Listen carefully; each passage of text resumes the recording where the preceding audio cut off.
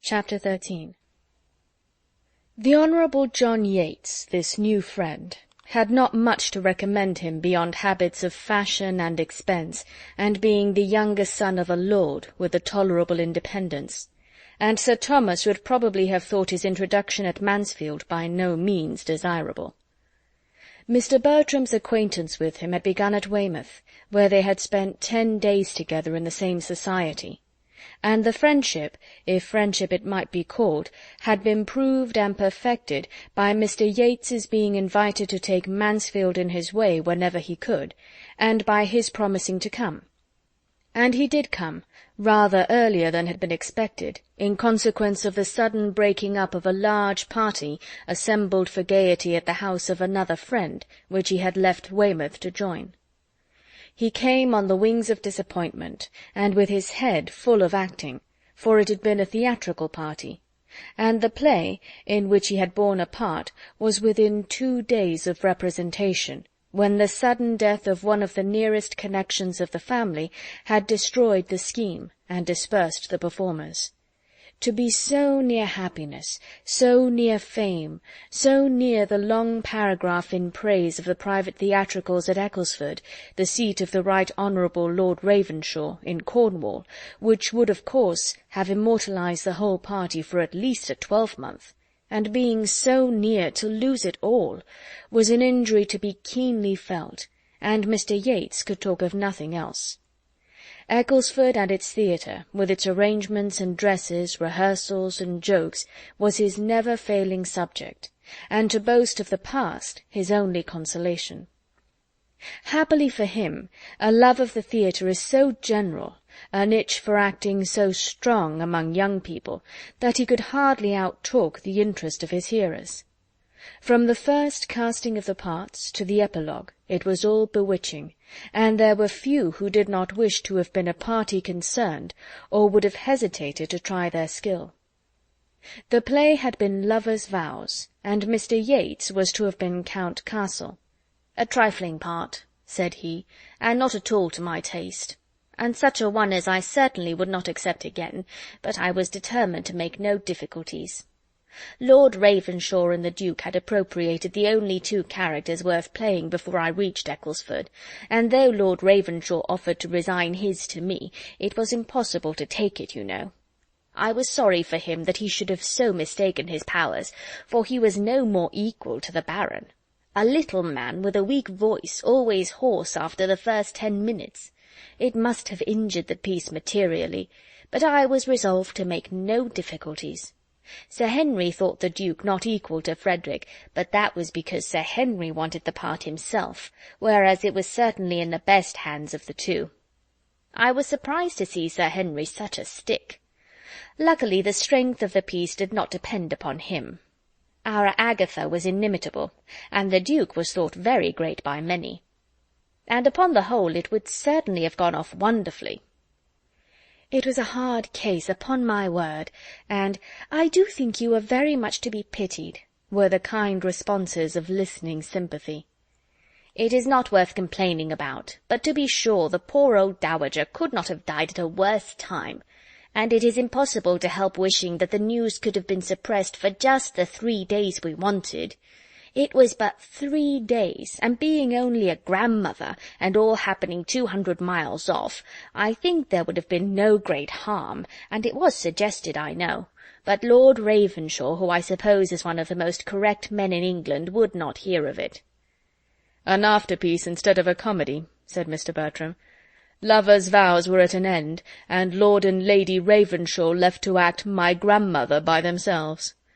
Well, the jointure may comfort him, and perhaps, between friends, he began to tremble for his credit and his lungs in the Baron, and was not sorry to withdraw.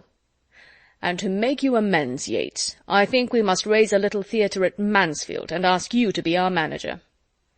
This, though the thought of the moment, did not end with the moment, for the inclination to act was awakened, and in no one more strongly than in him who was now master of the house, and who, having so much leisure as to make almost any novelty a certain good, had likewise such a degree of lively talents and comic taste as were exactly adapted to the novelty of acting. The thought returned again and again. Oh, for the Ecclesford Theatre and scenery to try something with! Each sister could echo the wish, and Henry Crawford, to whom, in all the riot of his gratifications, it was yet an untasted pleasure, was quite alive at the idea.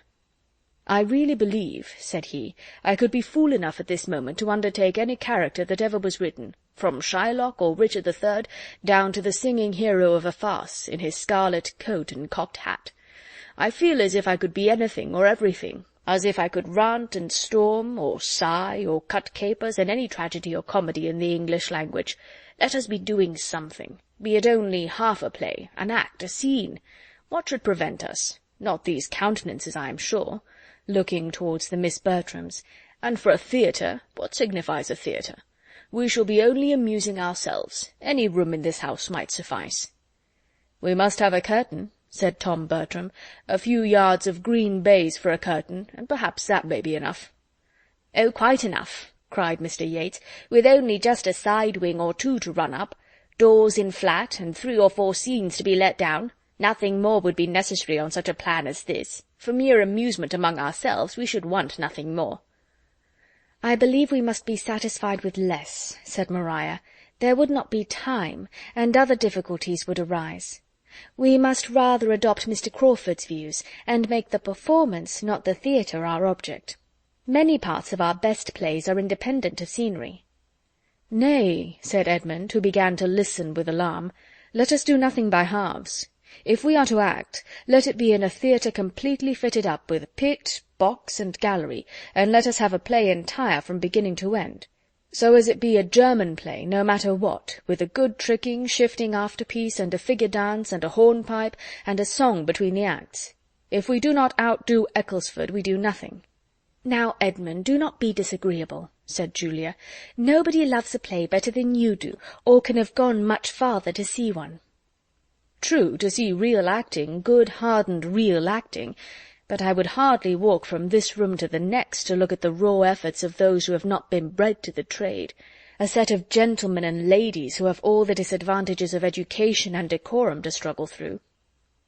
After a short pause, however, the subject still continued, and was discussed with unabated eagerness, every one's inclination increasing by the discussion, and a knowledge of the inclination of the rest. And though nothing was settled but that Tom Bertram would prefer a comedy, and his sisters and Henry Crawford a tragedy, and that nothing in the world could be easier than to find a piece which would please them all, the resolution to act something or other seemed so decided as to make Edmund quite uncomfortable. He was determined to prevent it, if possible, though his mother, who equally heard the conversation which passed at table, did not evince the least disapprobation. The same evening afforded him an opportunity of trying his strength. Maria, Julia, Henry Crawford, and Mr. Yates were in the billiard-room. Tom, returning from them into the drawing-room, where Edmund was standing thoughtfully by the fire, while Lady Bertram was on the sofa at a little distance, and Fanny close beside her arranging her work, thus began as he entered. "Such a horribly vile billiard-table as ours is not to be met with, I believe, above ground. I can stand it no longer, and I think, I may say, that nothing shall ever tempt me to it again. But one good thing I have just ascertained. It is the very room for a theatre, precisely the shape and length for it, and the doors at the farther end, communicating with each other as they may be made to do in 5 minutes by merely moving the bookcase in my father's room, is the very thing we could have desired if we had sat down to wish for it. And my father's room will be an excellent green-room. It seems to join the billiard-room on purpose." "You are not serious, Tom, in meaning to act?" said Edmund in a low voice as his brother approached the fire. "Not serious? Never more so, I assure you. What is there to surprise you in it?" "I think it would be very wrong. In a general light, private theatricals are open to some objections, but as we are circumstanced, I must think it would be highly injudicious, and more than injudicious, to attempt anything of the kind. It would show great want of feeling on my father's account, absent as he is, and in some degree of constant danger, and it would be imprudent, I think, with regard to Maria, whose situation is a very delicate one, considering everything extremely delicate." "You take up a thing so seriously, as if we were going to act 3 times a week till my father's return, and invite all the country. But it is not to be a display of that sort. We mean nothing but a little amusement among ourselves, just to vary the scene, and exercise our powers in something new. We want no audience, no publicity. We may be trusted, I think, in choosing some play most perfectly unexceptionable, and I can conceive no greater harm or danger to any of us in conversing in the elegant written language of some respectable author than in chattering in words of our own. I have no fears and no scruples. And as to my father's being absent, it is so far from an objection that I consider it rather as a motive, for the expectation of his return must be a very anxious period to my mother, and if we can be the means of amusing that anxiety, and keeping up her spirits for the next few weeks, I shall think our time very well spent, and so I am sure will he. It is a very anxious period for her." As he said this, each looked towards their mother. Lady Bertram, sunk back in one corner of the sofa, the picture of health, wealth, ease, and tranquillity, was just falling into a gentle doze, while Fanny was getting through the few difficulties of her work for her. Edmund smiled and shook his head. "By Jove, this won't do," cried Tom, throwing himself into a chair with a hearty laugh. "To be sure, my dear mother, your anxiety, I was unlucky there." "What is the matter?" asked her ladyship in the heavy tone of one half-roused. "I was not asleep." "Oh, dear no, ma'am. Nobody suspected you. Well, Edmund," he continued, returning to the former subject, posture, and voice as soon as Lady Bertram began to nod again, "but this I will maintain, that we shall be doing no harm." "I cannot agree with you. I am convinced that my father would totally disapprove it." "And I am convinced to the contrary. Nobody is fonder of the exercise of talent in young people, or promotes it more than my father, and for anything of the acting, spouting, reciting kind, I think he has always had a decided taste. I am sure he encouraged it in us as boys. How many a time have we mourned over the dead body of Julius Caesar, and to bead and not to bead, in this very room for his amusement, and I am sure my name was Norval every evening of my life through one Christmas holidays." "It was a very different thing.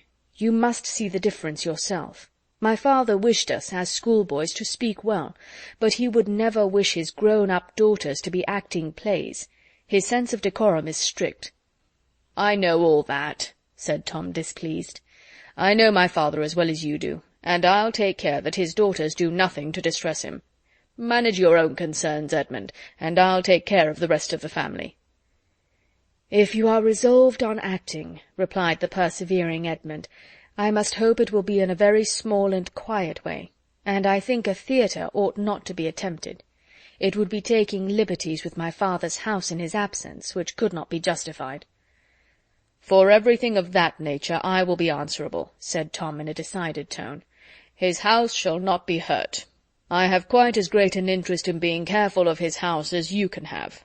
And as to such alterations as I was suggesting just now, such as moving a bookcase or unlocking a door, or even as using the billiard-room for the space of a week without playing at billiards in it, you might just as well suppose he would object to our sitting more in this room and less in the breakfast-room than we did before he went away, or to my sister's pianoforte being moved from one side of the room to the other. Absolute nonsense." "The innovation, if not wrong as an innovation, will be wrong as an expense." "Yes, the expense of such an undertaking would be prodigious. Perhaps it might cost a whole £20. Something of a theatre we must have undoubtedly, but it will be on the simplest plan, a green curtain and a little carpenter's work, and that's all. And as the carpenter's work may be all done at home by Christopher Jackson himself, it will be too absurd to talk of expense. And as long as Jackson is employed, everything will be right with Sir Thomas. Don't imagine that nobody in this house can see or judge but yourself. Don't act yourself if you do not like it, but don't expect to govern everybody else." "No, as to acting myself," said Edmund, "that I absolutely protest against." Tom walked out of the room as he said it, and Edmund was left to sit down and stir the fire in thoughtful vexation. Fanny, who had heard it all, and borne Edmund company in every feeling throughout the whole, now ventured to say, in her anxiety to suggest some comfort, "Perhaps they may not be able to find any play to suit them. Your brother's taste and your sister's seem very different." "I have no hope there, Fanny. If they persist in the scheme, they will find something. I shall speak to my sisters and try to dissuade them, and that is all I can do." "I should think my Aunt Norris would be on your side." "I dare say she would, but she has no influence with either Tom or my sisters that could be of any use, and if I cannot convince them myself, I shall let things take their course, without attempting it through her. Family squabbling is the greatest evil of all, and we had better do anything than be altogether by the ears." His sisters, to whom he had an opportunity of speaking the next morning, were quite as impatient of his advice, quite as unyielding to his representation, quite as determined in the cause of pleasure as Tom. Their mother had no objection to the plan, and they were not in the least afraid of their father's disapprobation. There could be no harm in what had been done in so many respectable families, and by so many women of the first consideration, and it must be scrupulousness run mad that could see anything to censure in a plan like theirs, comprehending only brothers and sisters and intimate friends, which could never be heard of beyond themselves. Julia did seem inclined to admit that Maria's situation might require particular caution and delicacy, but that could not extend to her. She was at liberty. And Maria evidently considered her engagement as only raising her so much more above restraint, and leaving her less occasion than Julia to consult either father or mother. Edmund had little to hope, but he was still urging the subject, when Henry Crawford entered the room, fresh from the parsonage, calling out, "No want of hands in our theatre, Miss Bertram. No want of understrapper. My sister desires her love, and hopes to be admitted into the company, and will be happy to take the part of any old duenna or tame confidant that you may not like to do yourselves." Maria gave Edmund a glance which meant, "What say you now? Can we be wrong if Mary Crawford feels the same?" And Edmund, silenced, was obliged to acknowledge that the charm of acting might well carry fascination to the mind of genius, and with the ingenuity of love to dwell more on the obliging, accommodating purport of the message than on anything else. The scheme advanced. Opposition was vain, and as to Mrs. Norris, he was mistaken in supposing she would wish to make any. She started no difficulties that were not talked down in 5 minutes by her eldest nephew and niece, who were all powerful with her, and as the whole arrangement was to bring very little expense to anybody, and none at all to herself, as she foresaw in it all the comforts of hurry, bustle, and importance, and derived the immediate advantage of fancying herself obliged to leave her own house, where she had been living a month at her own cost, and take up her abode in theirs, that every hour might be spent in their service, she was, in fact, exceedingly delighted with the project. Chapter 13